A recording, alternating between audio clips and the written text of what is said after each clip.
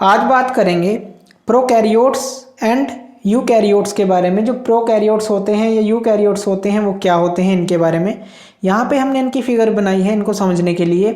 ये प्रोकैरियोट हैं और ये यूकैरियोट हैं, तो इनको हम समझते हैं। देखिए कुछ ऑर्गेनिज्म होते हैं, मान लीजिए आप इसका एग्जांपल ले लीजिए बैक्टीरिया। तो कुछ ऑर्गेनिज्म है हमारे पास, जैसा कि हमने बात बताई कि जो बैक्टीरिया है इसका जो न्यूक्लियर रीजन होता है, तो यहाँ पे जो देखिए प्रोकैरियोट होता है, ये जो इसका ये न्यूक्लियर रीजन होता है, ये क्या है, ये न्यूक्लियर रीजन है। इसको हम बोलते हैं न्यूक्लियोइड। अभी हम बात करेंगे इसको, ये क्यों बोलते हैं, न्यूक्लियोइड बोलते हैं। देखिए ये क्या है, इन जैसे कि इन प्रॉपर वे में अरेंज है, आप ऐसा बोल सकते हैं, या फिर आप कह सकते हैं कि पुअरली डिफाइंड है। इस तरह से देखिए पुअरली डिफाइंड है। तो ये जो है पुअरली डिफाइंड है, तो ये होता है, क्यों होता है, क्योंकि यहाँ पे न्यूक्लियर मेम्ब्रेन नहीं होती, यानी कि इसके अंदर जो है न्यूक्लियर मेम्ब्रेन जो है अब्सेंट होती है। तो इसके कारण से ये अच्छी तरह से वेल डिफाइंड नहीं होता। तो जो प्रोकैरियोट होते हैं, जैसे कि बैक्टीरिया की बात की, जो इनका न्यूक्लियस है, हम इनका न्यूक्लियस नहीं बोलते, न्यूक्लियोइड बोलते हैं, क्योंकि ये प्रॉपरली डिफाइन नहीं होता। किसके कारण नहीं होता, क्योंकि इसके ऊपर न्यूक्लियर मेम्ब्रेन नहीं होती।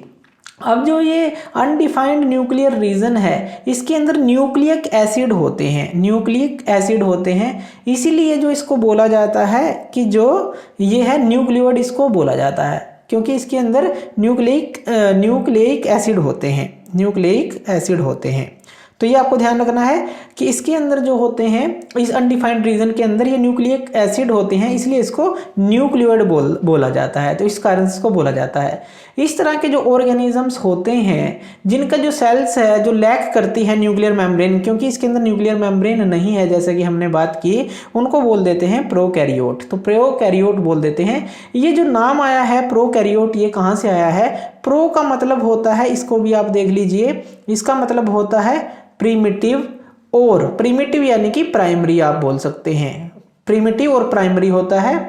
इसी तरह से जो कैरियोट है, ये जो कैरियोट है इसका मतलब होता है कैरियोन, इसका भी मतलब आप देख लीजिए, इसका मतलब होता है कैरी ऑन, या फिर आप इसको बोलते हैं न्यूक्लियस, न्यूक्लियस। तो आप कोई भी नाम दे दीजिए। तो प्रोकैरियोट यानी कि प्राइमरी न्यूक्लियस, तो इस तरह से आप बोल देते हैं इसको।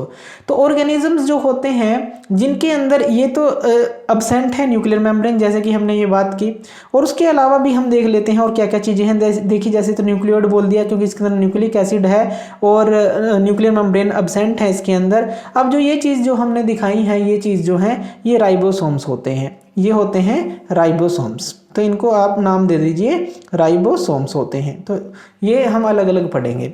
तो ये इस तरह से होता है। लेकिन अगर यूकैरियोट की बात करें, यूकैरियोट के अंदर देखिए जो न्यूक्लियस है, आपको यहाँ पे ये दिखाई दे रहा होगा, ये जो है ओवल शेप का या गोल शेप का आपको दिखाई देगा। तो यहाँ पे ये है न्यूक्लियस। अब ये देखिए ये न्यूक्लियस है प्रॉपर जो है इसके अंदर, और इसके जो चारों तरफ यहाँ पे जो है, यहाँ पे है इसके न्यूक्लियर जो मेम्ब्रेन है। तो ये जो मेम्ब्रेन है इसके बीच में ये एनक्लोज्ड है, मेम्ब्रेन जो है ये वाली, ये जो पूरी है ये मेम्ब्रेन है। तो ये न्यूक्लियर मेम्ब्रेन है जो कि उसके अंदर अब्सेंट थी, इसके अंदर अब्सेंट थी। तो इसके अंदर ये न्यूक्लियस है और ये न्यूक्लियर मेम्ब्रेन के ये सारी मेम्ब्रेन है जो इसके बीच में जो ये है एनक्लोज्ड है। तो एक प्री डिफाइंड जो है इसके अंदर जो है न्यूक्लियर मेम्ब्रेन होती है, जो इसके अंदर अब्सेंट थी इसके अंदर ये होगी। तो इसलिए ये वेल डिफाइंड होता है, और जो न्यूक्लियर मेम्ब्रेन के कारण इसको जो है प्रेजेंट है, वेल डिफाइंड है, तो यूकैरियोट इसको बोलते हैं।